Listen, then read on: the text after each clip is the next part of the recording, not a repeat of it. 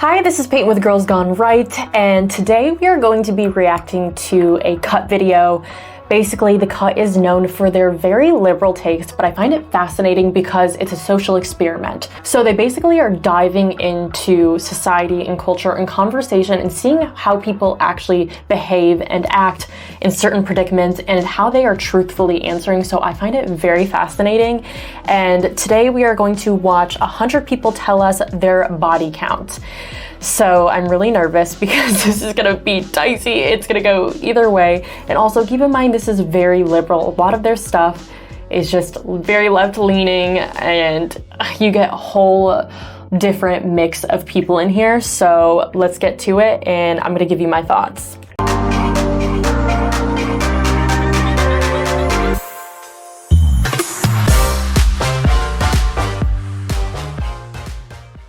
But before we get into it, make sure that you are subscribed to this channel so that you get notified for any new videos, or you get notified if I go live. And if you are not already, feel free to check out Patreon. That is where you can go to support my channel so I can keep making cool videos. So let's get to the reaction. So since this is a very lib channel, my prediction is that the body counts are going to be very high and these people are going to promote sexual liberation and tell you that sex frees you, which is a complete lie. You guys already know how I feel about hookup culture, and I think that it is just creates, like, you know, the attachment issues. It's pair bonding and it does things chemically to your brain that people just don't understand. You have no idea what it's actually doing to you and what it's going to do to your attachment and how you connect with other people. So I'm very nervous. That is my prediction, but you know, I'm hopeful that maybe there's going to be a light at the end of the tunnel, and maybe there are going to be a few people in here that have that wealth of knowledge. How many sexual partners have you had? Ooh. So like my body count?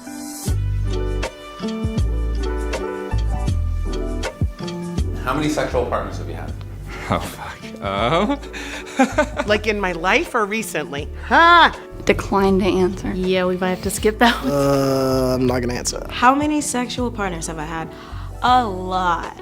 Oh my gosh, I'm not gonna lie to you. Probably couldn't count, but I will say it's less than 15. Who's more likely to lie, men or women? Both. I think both are liars. How many sexual partners have you had? What's your number? 0. 0. So that would be a none. I've had my dick sucked, but other than that, kisses, nothing more than that. I had 3 girlfriends. You had 3 girlfriends? Yeah, does that count? Well, have you ever had sex? No. Ooh. How many people have you slept with? I have 1. Just one, actually. One. Just one. 1. I know there's like a stigma about girls having like high body counts, and like that's really scary. That's probably one of the things that stopped me from like allowing it to climb any higher. Not long ago, it used to be a negative thing to have a lot of partners, and now when you don't have a lot of partners, people just immediately think, oh wow, she's a prude, or she's probably really judgmental. They don't think that. How many sexual partners have you had? 2. 2. 3. 3 people total. My partner, and then we've had a foursome with 2 friends. My friend, she keeps a list, and I was like, you know, I should probably start keeping a list. But then it's just a list of 3 people, so. I actually have a list on my phone. Oh, I have a list? I actually keep a list. What are you getting at? Do you have a list? I do. Is that bad? You gotta track the history in case something happens. How many people have you slept with? 4. 4, I believe. 4 or 5. 1 I don't think counts because it was like 30 seconds, not even, maybe like 2 seconds. How do you feel about your number? I feel like my number could actually be higher, which I feel like is a weird response. I kind of wished I had a little more experience. Do you wish you had a higher number? I mean, I like sex, so yes. I don't wish the number was lower, but I do wish I hadn't had sex with certain people. Do you regret sleeping with any of them? Yes. Yeah. It was like a jackhammer. I was being jackhammered into the bed. It was awful. Some of them have been weird and like awkward. Like I had sex once and the power went out and it was like 100 degrees and we were like sweating into each other's mouths and not in like a sexy way. You regret sleeping with any of them? No, it was all an experience. It makes me who I am today. But your sex to makes be selfish, you who you are? Y'all didn't deserve me. Have you regretted any? I do wish that I was a virgin. I got saved, and then I got with my husband. So I've only had one sexual partner, in this new life Love of that. mine. I feel like I paraded my purity around for a really long time, and then I was sexually assaulted, and I was like, God, I guess that doesn't really matter. And so then I just paraded my sexuality around. How many That's so sexual sad. partners have you had? 5. 5 sexual partners at this point in my life. 6. Between 6 and 15.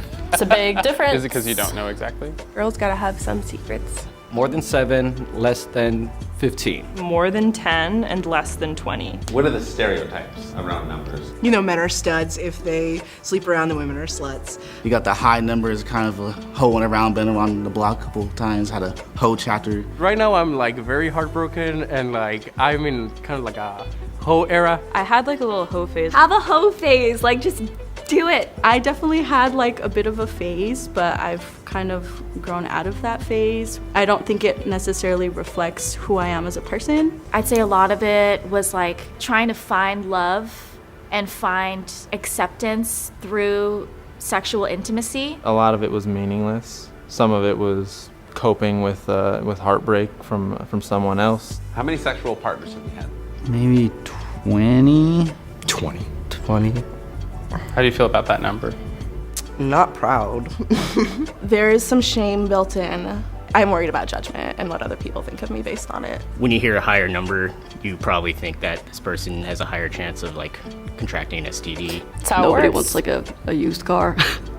I don't think that's the right way to think. I think that's just society. There are a lot of people that will have high numbers deliberately for sexual empowerment, which I honestly am super supportive of. I am a slut. I enjoy being sexually open and promiscuous, but I also don't just like jump into things. How many people have you slept with? 20 and 40, somewhere in the 20 and 40 range. I got over 50 and lost count. The number I stopped counting was probably around 50, and then I just felt like I just did not care to know the number anymore. And if you're my boyfriend watching this, like, I'm so sorry. I'm so sorry. How many sexual partners have you had? What's your body count? Probably 50. How do you feel about that number? I'm okay with that.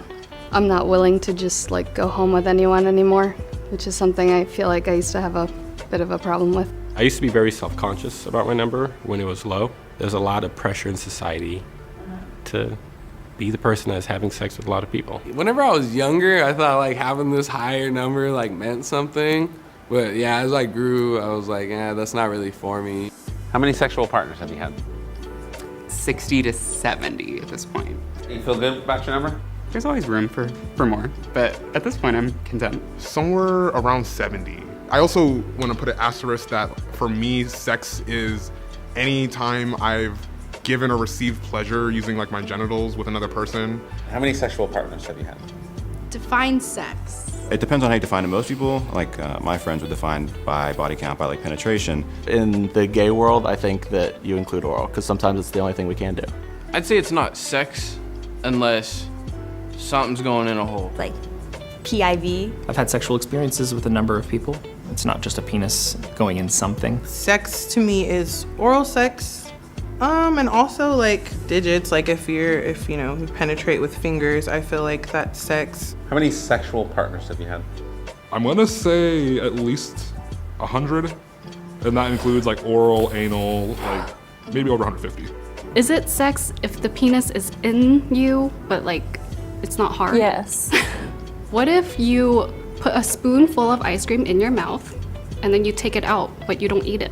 Then did you really have ice cream? If you were allergic to something and it was in the ice cream, you would have an allergic reaction, yes. You know what? At this point, the limit does not exist. Okay, so that video was something, but it's actually not as bad as I thought, because they did start with people that were not promiscuous, that said that they've never slept with anyone. So I like that they started with that, and they were kind of on a roll, and then it went downhill. And some things just really stuck out to me in this video. A few of the people were saying that it was embarrassing to have a low body count, that society shunned that and looked down on that because they expect people and respect people more when they have a high body count. And I'm confused, because I actually think that it's not that way. I think that if you have a high body count, people are looking down on you more so in 2024. So I think in today's day and age, we're kind of understanding what happens when you have a high body count. Like, what does that mean? What does that do to your brain? What does that do to your attachment issues? And what that says about your character. So I actually think it's the other way around. So I'm very confused that these people actually think that when you have a low body count, that you're not as cool. It's this culture saying the lie that we were sold was sex is liberation and that sex is empowering. So I think that they're referring to this feminist lie that we were told that men were also sold too. It wasn't just men, or it wasn't just women that were sold this feminist lie that sex is liberating and you should go out there and have as much sex as you want because you can, because that makes you empowered and it makes you a strong woman. I feel like men were actually sold that same exact thing, that you should go out there and you should conquer women, and the higher your body count is, the more successful you are as a man. That is a lie.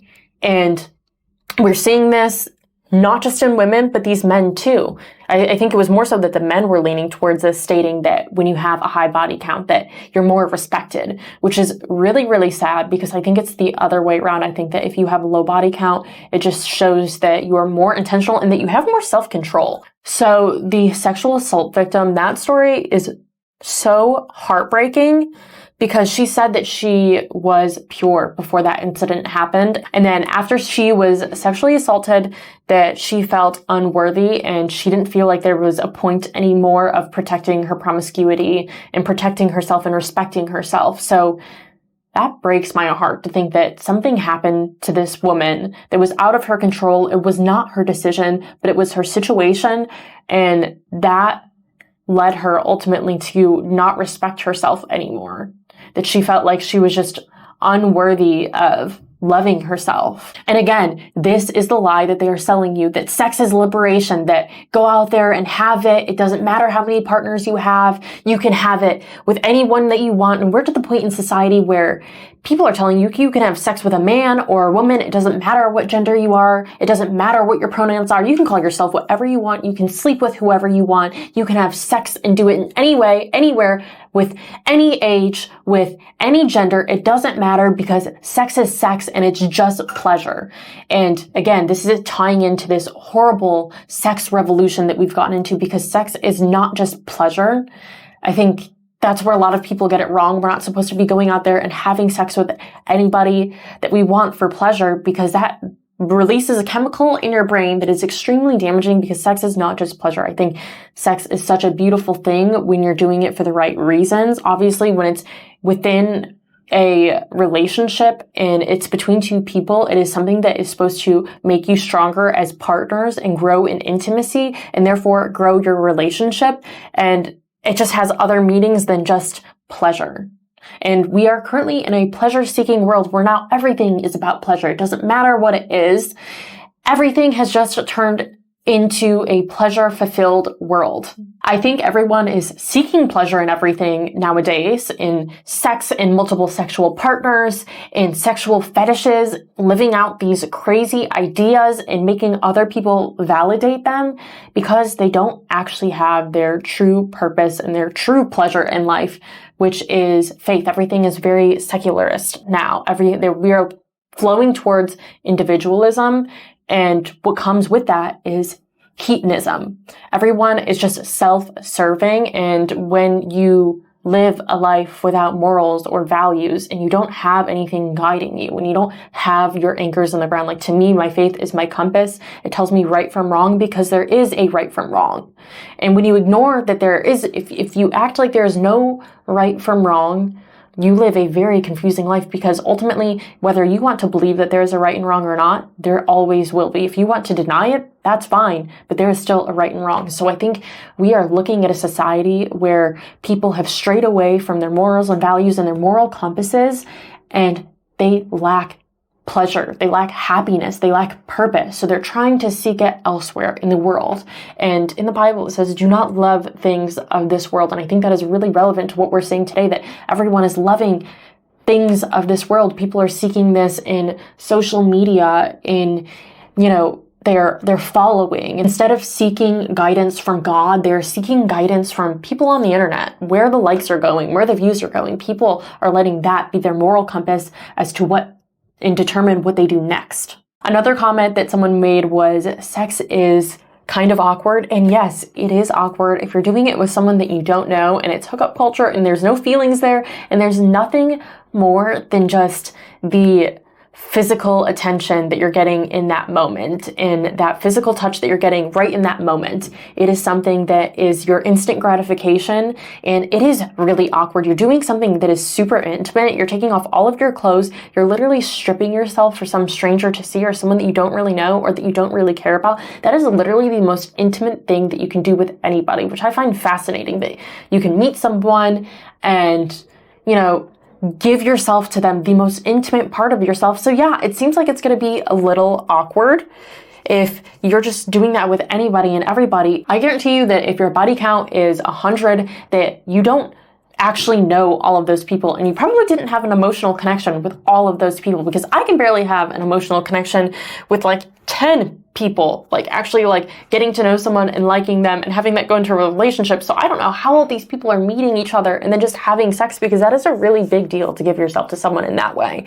Okay, so here's an example that I love to use. You are in the market for a new car. You go to a car dealership and you find a car and it's $80,000, except you offer $50,000. The car dealer says to you, it's $80,000, I'm not accepting $50,000. So your options are, you can either go find a car that's within your budget, or you can come up with the extra money and actually pay full price. This is the same thing with defining your value. And if a man is not going to treat you that way, then next, you will find someone that is going to treat you the way that you want, but you have to put that price on it. Just as there will be another customer that is going to pay full price for that car and pay in cash, you will find a man that is going to reach your standards, but you are the one that has to determine that worth and hold the value. Okay, and then my favorite was the guy in the overalls that said that he likes being a slut. That guy, that was just, it was a moment.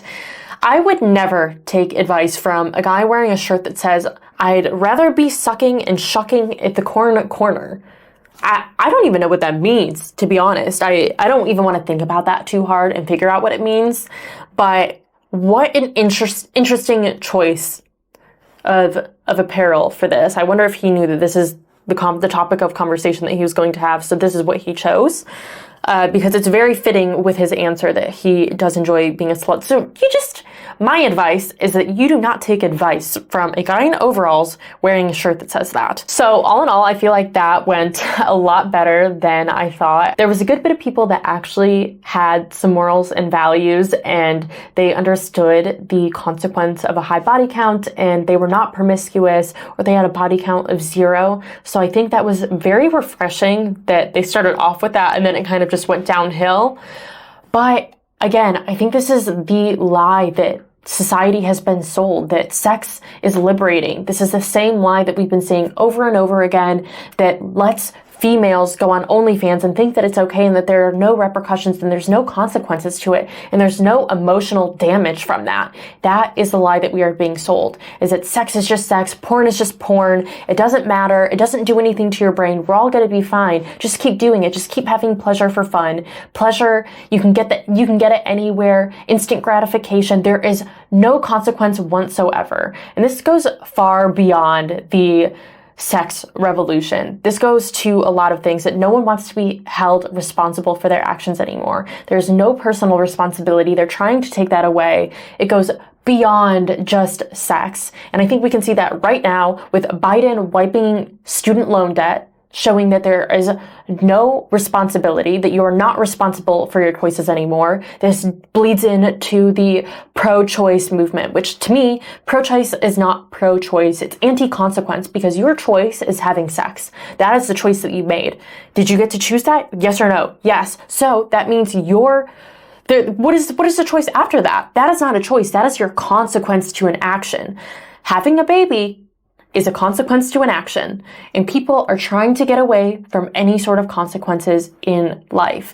And that is going to just lead us right into a hedonistic, self-serving society where there is no purpose, where there is nothing more stringing us along except just pleasure. And the world's not about pleasure. The world is not about self-serving. There is so much more to that, and I don't know what kind of society is going to end up here if we keep going in this direction, but I will say that there is some hope because there was a good amount of people in here that understood the consequence of sex, and it seemed like they were promoting good values. So I will say there is light, but we just have to keep talking about it. We have to keep having these conversations, especially with this younger generation that is all over social media and TikTok and seeing all of these influences and seeing people on OnlyFans make a lot of money, and they think that outweighs anything. They think that the money that you're making on OnlyFans and the fame that you're getting and all that attention validates it and it makes it okay. So we just have to keep promoting the right narrative and keep making sure that that is a voice that gets heard. All in all, that is not the worst cut video that I have ever seen, but it will not be the last cut video that I've ever seen. And if you guys have any more interesting videos that are going to make my ears bleed and my eyes bleed as well, make sure you drop that in the comments, and I am happy to be tortured for some enlightenment. So thank you guys for watching Girls Gone Right, and I will catch you on the next episode.